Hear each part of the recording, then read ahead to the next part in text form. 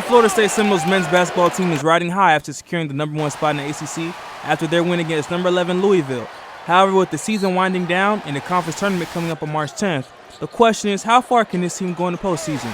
For FSU head coach Linda Hamilton, he is making sure to take it one game at a time. So we still got a lot of amount to climb. We want to keep doing what we're doing, not try to pick up momentum, not try to get down, don't get overly excited. We just got to keep grinding to see, how far we can go.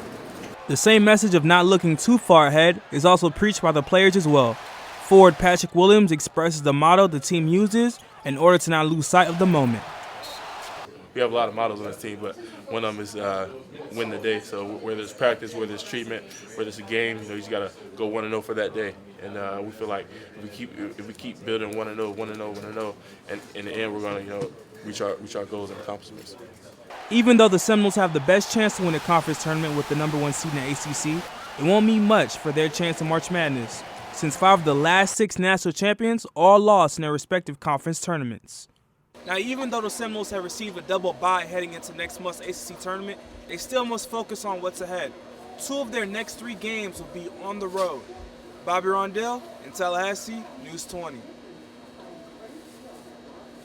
The Florida A&M Rattlers tipped off the season with an exhibition matchup against Edward Waters College. The Rattlers struck early and often in their 90-67 victory at the Al Lawson Gymnasium.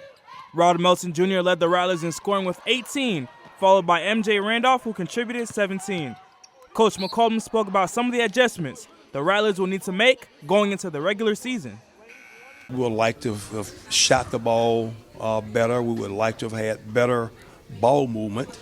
But probably the most important, I was probably more disappointed in our defense.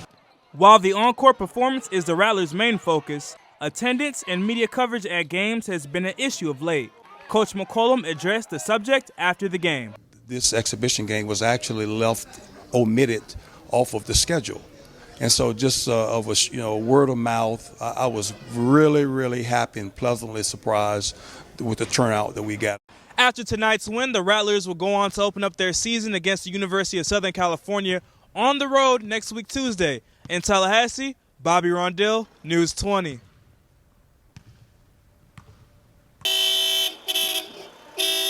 Parking, parking, and more parking. These are the words that is known by many during game days at FAMU.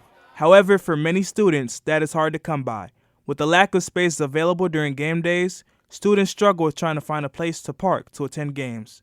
FAMU student Kelsey Jones explains some of the issues he has with parking at school sporting events. It's very difficult to find parking. There are a lot of construction going on around on campus, and we can't find anywhere to park. Another issue students have is having to pay for parking, which is $20. However, for FAMU athletics, this actually helps them in the long run. With the budget deficit in athletics at around $2 million, FAMU is doing everything it can to help bring revenue.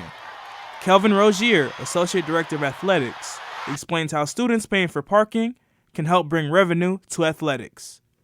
It's a standard practice within the industry. College games all over the campus.